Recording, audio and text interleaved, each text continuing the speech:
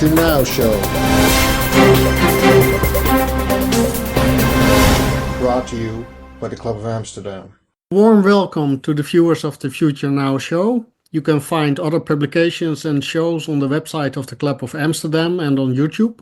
My name is Mario de Vries and I'm your host today. Our guest is Mrs. Ferananda Ibarra, and she will guide us through a disruptive new economic system. We also may have an audience, and I invite everybody to comment in the chat. I will keep an eye on that and ask your questions to Mrs. Ibarra. May I say Ferananda to you? Yes. Okay, thank you very much. Of course. I understood you are a civic architect. What does a civic architect do? Well, it's difficult for me to call myself things. Whenever somebody asks me for a bio, I just hate it. I don't even know what title to wear because like in these times, you wear so many roles. I wear so many roles and functions, especially within startup worlds that I'm part of. And but civic architect fit in terms of my collective intelligence and facilitator skills. Like I see society as this canvas, and in this canvas I can paint, I can do things with, because I like social systems and social architectures. And, like in collective intelligence, I love when groups of people like are starting to see magic in the middle and when they start to create new things together. And I also have been in technology for a long time, and in economics. So I'm like, okay, what is the kind of common ground with that? So civic architecture means like I do civic technologies that serve society. Very interesting. Would you please be so kind to introduce us to your project, and what is the status of the platform, and what are generative currencies? Yeah, let me just open the door because this is a little hot. Here we go. Thank you.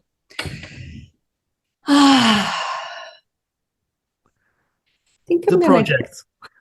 Yes, I think I'm going to give a little background around what is that our group does.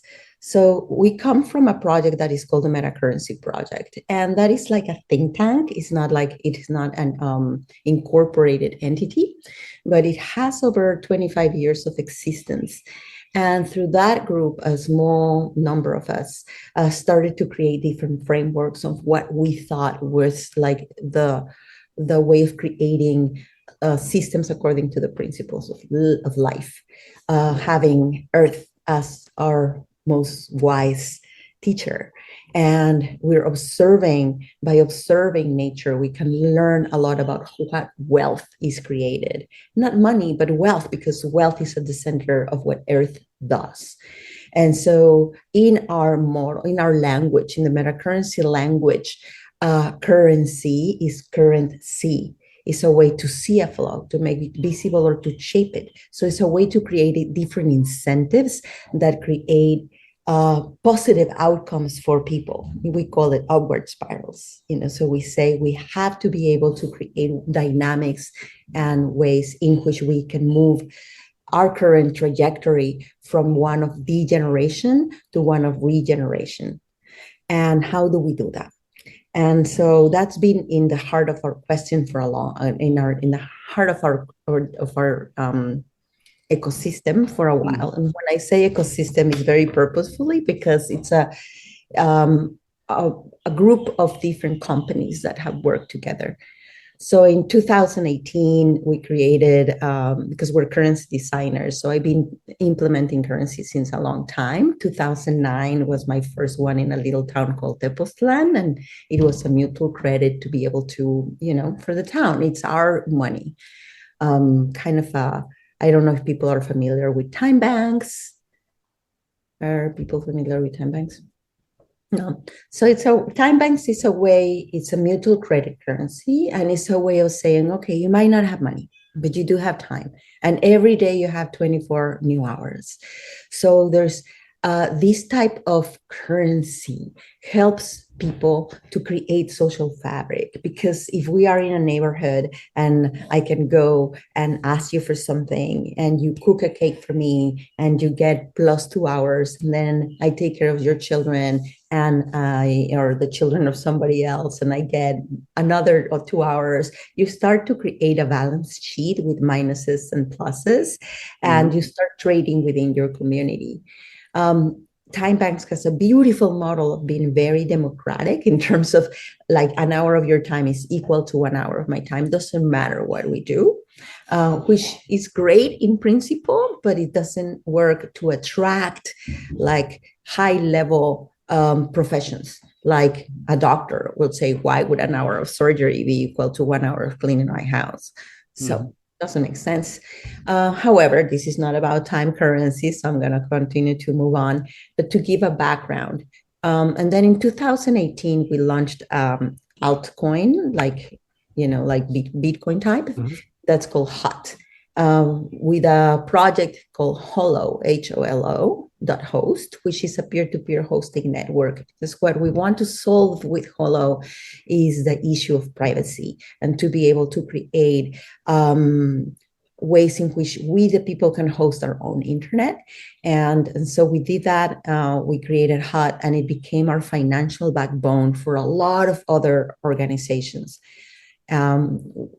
We're technologists, so we wanted to create, for people that are not familiar with blockchains, are normally distributed layer technologies that create some way of a transparency and a layer of, you could say, anti-corruption, or you could say like it's a way of decentralizing the transactions and systems. It's kind of a glorified layer, if you will, of keeping different types of accounting. And we created our own because we saw many flaws in the blockchain, and it's not created according to living systems. And we wanted a tool, we wanted a technology that would be a foundational technology for the commons, for the people, for decentralization that had other properties. So we did that. And from there, we've been creating all sorts of things. And this is instrumental because it adds into our current projects. Then I started as part of that ecosystem, 2 companies. And one is Commons Engine, that we do currency design for people. And we have courses and classes and consulting, and we work in bioregions. And then Coventina Foundation. And Coventina Foundation has the purpose to be able to create currencies for basic human needs. Basically, we believe that in the trajectory that we're currently taking in humanity, with AI and with other exponential technologies, the problem about economics hasn't been solved. We're facing a moment where we could be in jobless societies, and where nobody tells you. We just say like, oh, we could be having the first company that is going to be $1 billion company with 1 employee. So it seems that inequality is going to be growing. And nobody has said, well, we'll just redistribute these funds, or we shouldn't go, any individual should own more than $1 billion, or whatever. There's no stories except universal basic income, which for people not familiar is a model where the issuer, whoever the issuer of the currency is, issues currency to people monthly so that they can pay their basic needs. Great in principle, except if it's the government or a corporation, because then they'll be controlling the monetary, the supply, and pretty much your behavior or whatever it is that they want you to do. We really want you to take a shot of this, or we won't give you your UBI. No, we don't want you to travel. You haven't paid your taxes or whatever. So it's risky. It depends on who issues it. They will have the governance of that. So we keep exploring, and we're like, okay, so what we want is to be able to create a new model, an evolution of the cryptocurrency markets, because in our perspective, blockchain and even HOT, our own currency, our speculative currencies, that are like gambling tokens. You don't really know how they're going to behave. They're going to behave according to a market that is kind of irrational, that kind of depends on what we call the whales, the people that have the largest quantity of that currency.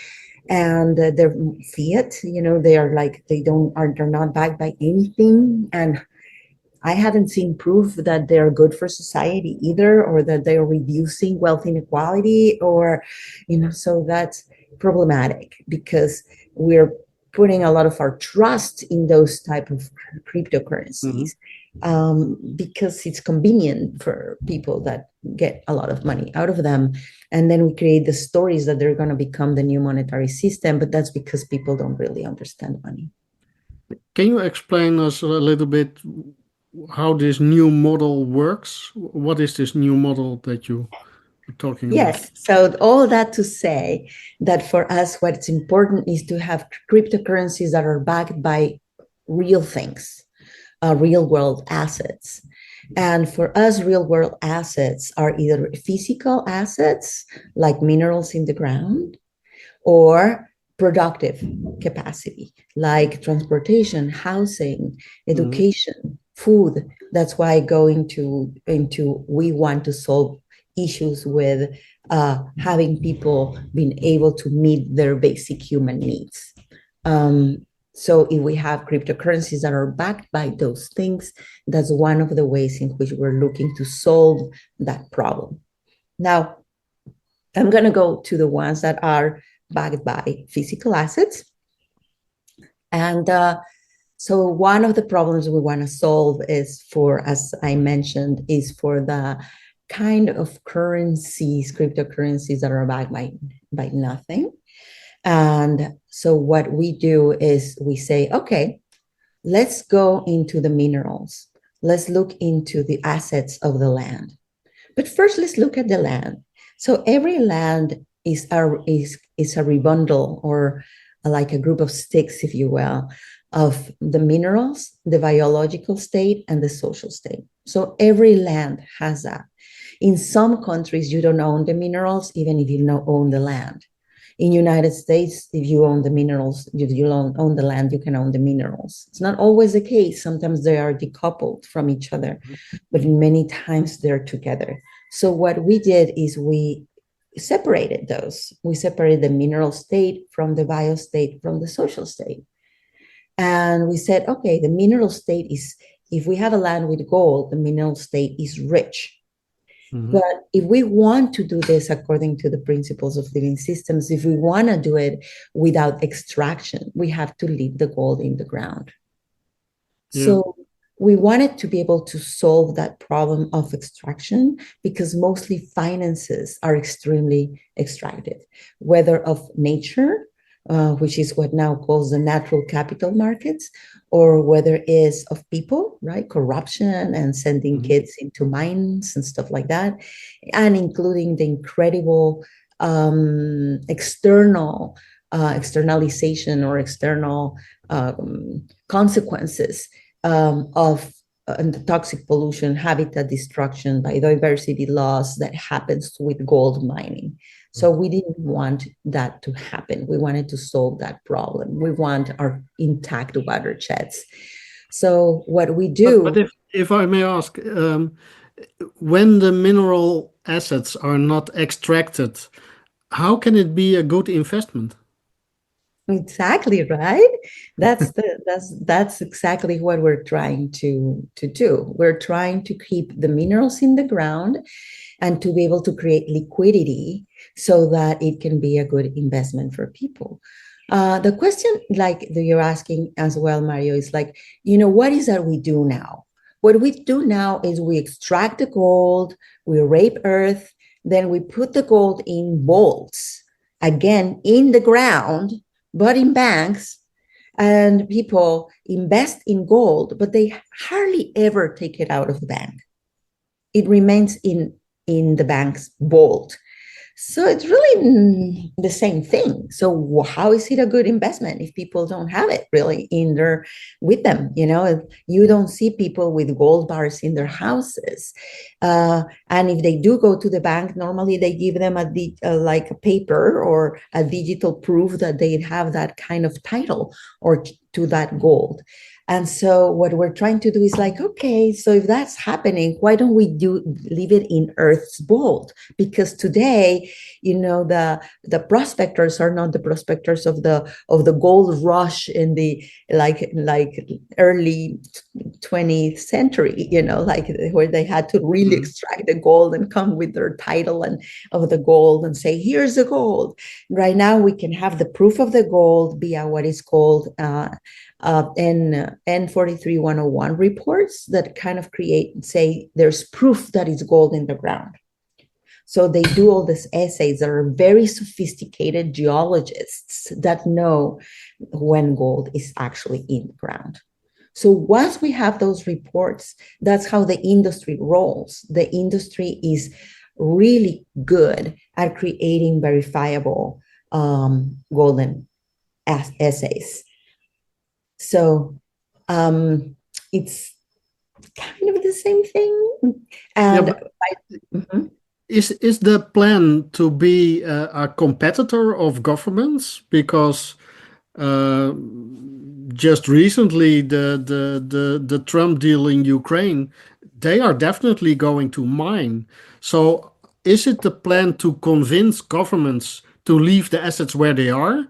Or is it the plan to be a competitor of the governments? Well, I don't think we can compete with the government. And I don't think they need our help. They're doing pretty good going into a wall themselves. I think they don't need help or competition. I think what we weren't trying to do is to be able to protect the land. That is at the root of our desire, is to be able to say, if we can, let's protect it. And this is deep time, like I'm going to say something that I learned because I've been studying geology because of this project, but the Earth is the one planet that has a record of itself for billions of years. And that is in the stones, and that's in the mineral state, in our minerals, which are beautiful, and gold. So we're not trying to compete. What we're trying is to see if there's a possibility of satisfying the appetite for money from the people that like mining for money, while getting rid of all the ecological devastation, all the social devastation, and to be able to then create a mechanism in which that richness, that money flows not to the wallets of a new elite, but into three trusts that would have mutual accountability with each other. The biosphere trust, the social trust, and the mineral trust, so that those three can create mechanisms of regenerating the land and creating all sorts of local economic development. Because that's the second problem that we want to solve. We see that there is a lot of very low risk appetite from investors in the regenerative movement. See that even like BlackRock, one of the biggest asset investment companies, is not looking at biodiversity laws when they're looking into their investments. So that is problematic, because then you have the natural capital markets that are not looking at planetary boundaries. So we're trying to create a financial instrument that appeals to the ESG investors. The ESG investors are the investors that care for certain metrics of impact, both in biology and community. But we also want to be able to appeal to other markets, so that what we see is that if we can appeal to the financial and the investor guys that look into money, great, do your money. But then we also can be able to protect those reserves of money to be able to guide them into where we want to see them invested. Yes, in your papers, you call this environmental integrity. Um, um, but you also say that decentralized financial infrastructures will benefit the protection of natural resources. Why? What is the element that makes decentralized financial infrastructures protect natural resources better than a centralized financial infrastructure? Well, Mario, if you would show me evidence on how the decentralized financial infrastructure is actually protecting Earth in a major way, in the way that we need it, according to the urgency of the moment, of course they are. There's philanthropy and there's different types of investment models and mechanisms that are doing all kinds of beautiful things, but it's not enough. And so, our model, so I'm going to say this there's other people that are doing gold-backed tokens.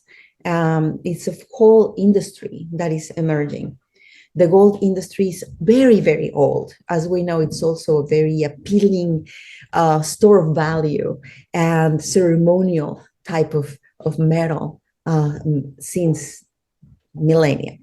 So it has an appeal to society that is historical and meaningful. It's like reawakening the myth of gold, except that we're not going into a gold rush, but we're going into providing for ecosystems and community, as opposite of what gold has been seen as for centuries. So to answer to your question is like, there is a model, and our closest competitor that is doing the same thing. They're tokenizing gold in the ground, but mostly the people that are part of that company, they own all the lands, and they would also own the model. So they will centralize it. So what happens with that? They are the ones that will make the money. They will be millionaires.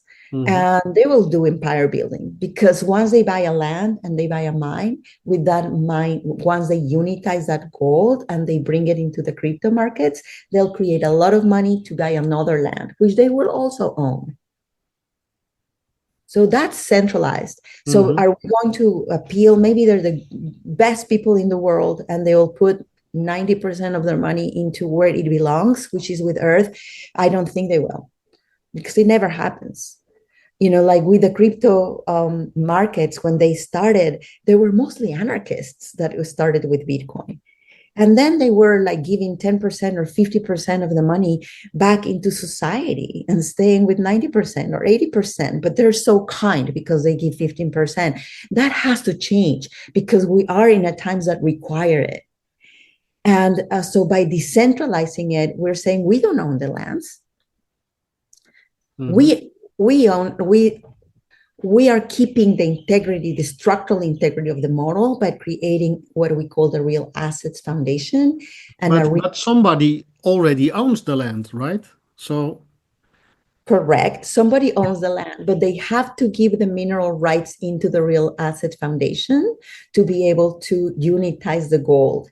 And once they give the rights, because that's why we don't appeal to everybody. The mine owner that we're working with, his desire is to conserve the land, to preserve the land. This mine is in the Nevada desert. And so what we want is to restore that and regenerate the land. So with our model, because he has S8 gold, we unitize the gold, we bring it to 1031 exchanges and then to crypto markets. We give him liquidity, financial liquidity. Mm-hmm. And with that financial liquidity, we do a release schedule. So we don't give him all the money because it's millions. What we do is we give him a large percentage the first year, and then he creates a plan, a bio plan in the bio state. And mm-hmm. that bio state presents metrics and impact the next year. Is that what you mean by the feedback loops? Yes, exactly. That's the feedback loops. And if I can share, because that might be interesting, if I can screen share. I know it's going all over the place and it's a complicated model, but bear with me. It's like the intention of this is like to be able to create new models that society can see that, yes, through the technology or distributed ledger technologies, we can create decentralized financial systems that can benefit people and planet and make profit. All things can be met. There has to be a mechanism where the people that create that make the most money don't have the full decision making or where that money goes to, because it will go to their own pockets, and a little teeny bit of that will go to nature. But let's go back a little bit to the feedback loops. How do you measure success? When is it a success? What are So the depends. KPIs of the loop? Correct. So depends on what kind of state is it. Like we have the mineral state, we have the bio state, and we have the social state. So in the bio state, there's all kinds of metrics. You can see right now that you have earth monitoring, and you have Internet of Things, and you can measure soil health, and you can measure migration of birds, and you can measure water hydrological cycle, and can measure carbon, and you can measure like we like measuring things that move. So it's great that you can put like a technology on the earth and say like, oh yeah, the water is the perfect temperature for the salmon this year. Salmon is going to come. That is important. And we want to see, are there salmons back? Is the salmon back? Are the birds coming? Are they pollinating? Are the birds, are the trees healthier this year? So that's the kind of metrics that people that are in that kind of regenerative movement have already been creating for a long time. So we're not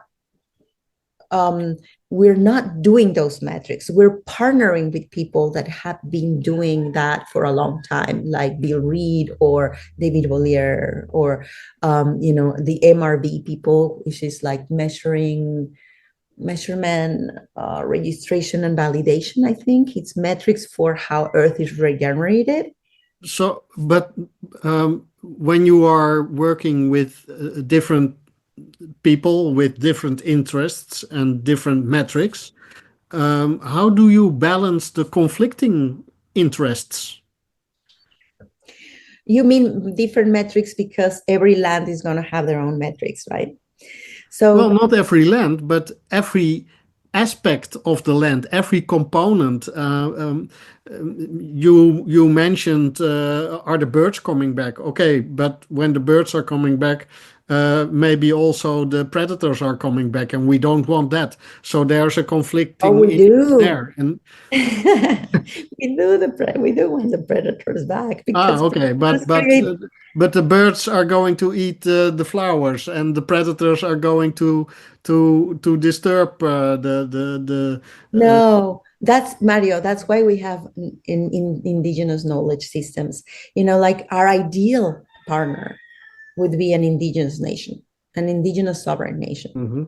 Like in indigenous knowledge systems, like when I'm going to back a little. I have heard the story many times that, oh, if only humans are gone, nature will just go wild. Nature knows. Yes. However, right now we are the custodian species, because we are the ones that can pretty much finish everything. And we've been in power for a long, long time. When you study indigenous knowledge systems, you start to see that they've been terraforming for millennia. They were nomads, but they knew that if they would walk into a certain ridge and create a certain path in their migration, they would be able to capture the water in certain way that it would go to the beavers, and then the beavers would create the dams that then would trap that aspect of the water, that then would help the salmon, that then would there is a whole cycle where Yeah, yeah. humans But have been also part of that cycle. when you redirect the flow of the river, it takes it away from the neighbor, right?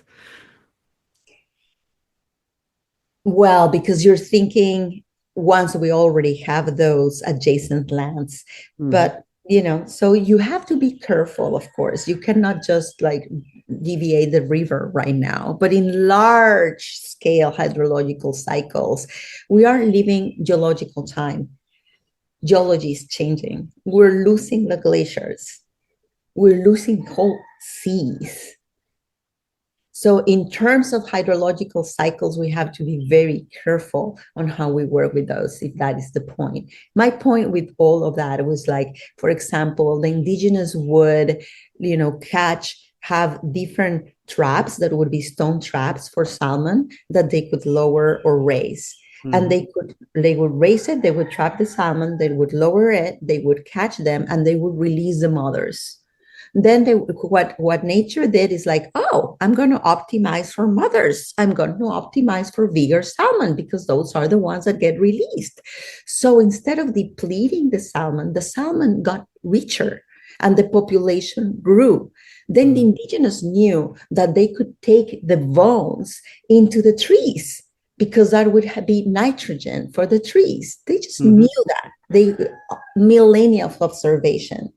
And then they would put the bones into the trees, and the trees would grow and blossom, and they would create more shade for the river that would help the salmon. So there is all this cycle of life that humans can be part of, but that we got lost in this because we caught the natural cycles of life and we forgot that wisdom. And what we want with this is to give the opportunity for different landowners to restore those cycles. And of course, like I have a lot of friends in regeneration, and there's one case where they're doing regenerative grazing, with cows in Costa Rica in the Osa Peninsula. And this is thousands of acres of land. And the rancher that started to follow the directions of my friend was like, no, that's not the way you do it. That's crazy. How are you going to let the grass grow? And the cows are going to cut the grass, and then we're going to be moving the cows. And how are we going to do it? Are we going to leave the sheep there? And they were just like, how are we? But he started to do it. And then he started to see that many of the sicknesses that the cows had stopped, and they were happier. And not only that, but the lands were blooming instead of being depleted. So then the neighbors started to see, and they were like, well, I want that. I want healthy land and healthy cows too. How are you doing that? Because at the end of the day, the farmer is not going to care about like the metrics of the soil and capturing and doing more work than they already do. They're going to be caring about bigger papayas and stronger trees and healthier children. Yeah. So let's elaborate a little bit more on the economical system. I love this idea of creating digital wallets. You mentioned cryptocurrencies. Is there also the idea that there's going to be mining on the currency, or is it different currencies per project, or is it one thing, the RealGold digital wallet, and what are the ideas in that respect? You're into something here, Mario. Thank you for those questions. So we're creating a real assets ecosystem where we want to work with minerals in the ground. And so there's a real assets foundation that will be working with minerals in the ground. Our first product is RealGold, because gold is a mineral that has all that historical background. I don't know if you know this, but in alchemy, also gold, the gold molecule is the only molecule on Earth that has what the alchemists say they has no dosha. It means it has no imbalance. It's perfect in itself. Like if I bury this and I like leave it on the ground for thousands of years and I take it out, it wouldn't have changed a bit. So it's if you take a molecule of gold, it will keep spinning in itself. So it's a perfect molecule. So that's where we started there. But we could, after that, we could do real silver and real copper and real oil and real whatever. We call it real because it's real based on real estate. Mhm. And if I could have a possibility to share, I could share the model that could illustrate this. And so, Mario, your question is a really good one. There's going to be one real gold token. And well, there's going to be many, but there's like meaning not every land has its own real gold token, but there's a real gold tokens that are distributed within wallets. I'm not sure I'm explaining it right. Let's see if I can share my screen. Sharing is not turned on. Send request. Request send. Okay, let me see. Yeah. Yeah, See it? It's a little bit on the dark side, but Uh-huh. Let me see. Is it big enough? I think I have a white version, but I don't know where it is. Is it big enough? yeah, it's big enough. Okay. So we start with the mineral state, a social state, and a biological state. And what you're seeing here is a pathway on how gold in the ground enters the marketplace. So here we have the people that go and find the gold, the prospectors, and they find gold, they verify it through geological assays that are called 43101s, and then they convey it through the mineral trust. So they go here and we say, okay, let's register that gold. Here it is, like same units. It's like a fractal ownership. It's like when you buy timeshares in a hotel and they tell you you own week 3, month 12 on building A in Cancun, you know? So same thing here is like you would own this little piece. So then we unitize that gold into ounces. And that unitization of gold which allows for a mechanism of releasing what we call real estate titles or real gold shares.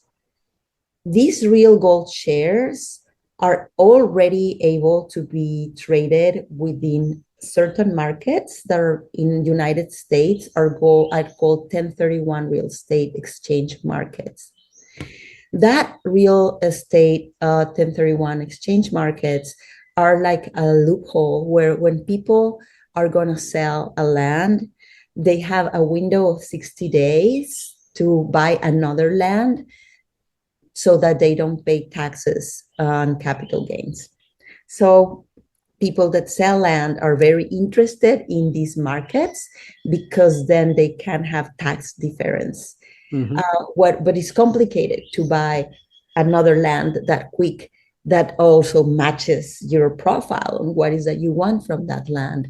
But because we are going to be unitizing gold that is in a land, it actually legally it's real estate. So these real estate titles can be sold within a market, which is called the 1031 real estate exchange markets. So we are already creating flux of capital with this release. You don't even need the crypto. However, if I'm an owner of real estate titles and I have these legal representations in gold ground reserves, I can deposit it to a real gold crypto treasury. And this crypto treasury will issue tokens that would go into decentralized market exchanges. And that's how they enter the cryptocurrency markets. So once they enter here, they're in the marketplace. Our model covers this. And as you can see, I've been talking a lot about the Real Assets Foundation, which manages the verification of the impact that happens in the social state and the biological state. And then it's been able to release money for over 40 years. Now, we wanted to have an over collateralized asset. So we actually keep 80% of this unitization, these are going to be kept in the registry, in the Real Assets Foundation, in the treasury. Because if in any point it needs to be mined, like people need to know, when you create a currency backed by an asset, many people want to claim that. But one thing to check to see if they're really backed by an asset is that you have to be able to redeem it for that asset. Mm-hmm. Yeah. Otherwise, it's not truly an asset-backed currency. So you have to be able to redeem it for gold.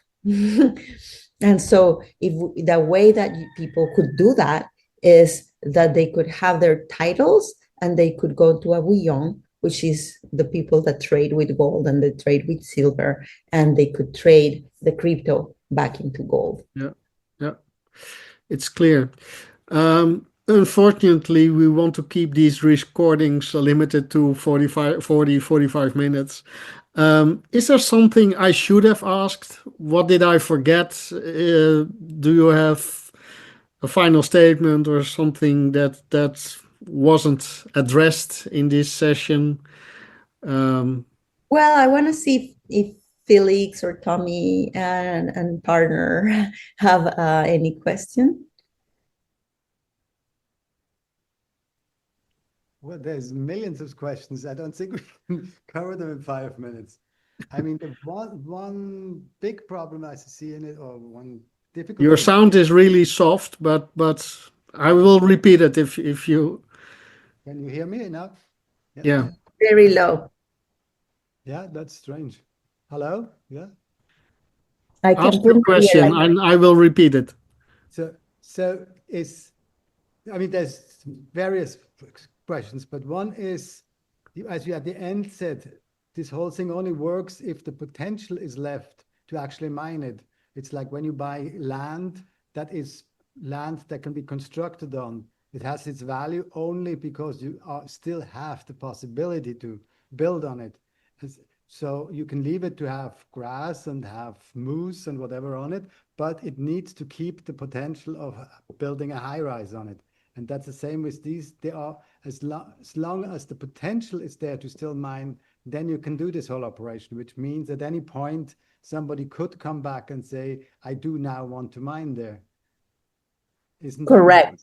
They could say, I want to mine. However, it's going to be very locked in because they would have to. So the mineral state or the social, each of these states, the social, the mineral, and bio, are their trusts. And the trusts have mutual accountability with each other. So if suddenly the landowner cannot mine it anymore because he gave the mineral rights. But if somebody comes and says, I want to buy the land and I want to mine it, they would have to go through the 3 trusts. And so it would be way more difficult. It would be way more locked in than if those trusts did not exist. So, we want to be able to leave the possibility, because also in the future, maybe there is a certain surface of gold that there's new technologies coming every day. Somebody sent me a text, an article of a mushroom that extracts the gold, things that we can't even think about that could happen, that could allow for the extraction element to not happen, which we don't know. Our work is to create a legal structure so that is very, very difficult, like a big pain to try to mine the gold. And right now, there's a lot of inventory of lands with gold that actually cannot be mined. Whether because there's an indigenous nation that is the owner of those, and they defend the sacred sites and they defend gold in the ground because they believe that gold should stay in the ground, or because there's a whole town on top of it, like one of the biggest mines that we dream of, the Idaho Maryland mine, has a town on top. And the people that own the mine has been battling for decades for the rights to mine, and they haven't won. They even sold us like a lot of land to keep fighting to be able to mine, but there's a town on top. So if we could come with this model and say, hey, don't mine, but get this, but they would probably won't like it. We would have to probably buy the land from them, because then the three trusts would go to the social state, would probably go to the town people. It would probably go to say, hey, what are the businesses that want to happen here in the town? Who has the knowledge of what is needed here? And then help organize through collective intelligence and participatory process to organize a civic society, because they know what needs to happen in their land. And the second, the more bigger question is, all this is, since we are at the point where we want to transition how the whole world division of power and of finances are, how can we see that this kind of models are not just kind of little playground operations while the capital is growing and expanding on such a fast, in such a fast Great. that what we're doing down here, these little millimeter things, doesn't really matter. How do we make sure that remembering that the main goal is we need to take away all the capital from these 1% that have it now in their hands?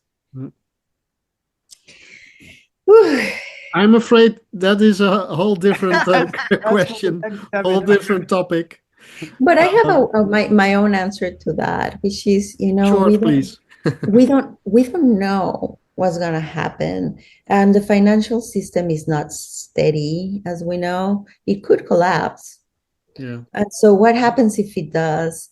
Like maybe it accelerates us into the other side, crossing the bridge. And so models like this one, where there's a cryptocurrency that is backed by gold, and if you see that there is structural integrity, like if you have our competitors and you have us, who would you choose? The guys that are going to stay with the money, or the guys that give it away? It's like a no-brainer.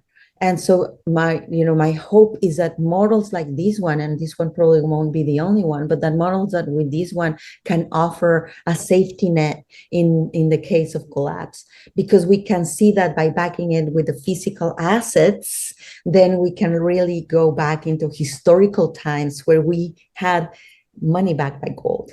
And so we could have a new currency, a liquid currency, something we can trade off, that we could trust, because also it would be decentralized. It wouldn't be in the hands of the few. Beautiful last words. A profound thank you to you, Ferananda. Also to the family strife. And a big thank you to the viewers of the Future Now show. We hope to see you again in the near future. Thank you. Thank you very much. Thank you so much. This was lovely. Thank you. It's always too short. It's always too short. Yeah. Okay. Truth. See you later. Bye. Ciao. Bye. Thank Bye you. bye. Bye-bye. Bye, Felix. Thank you so much, Mario. Thank you Thanks for a your lot. questions. Bye, Tommy. Bye.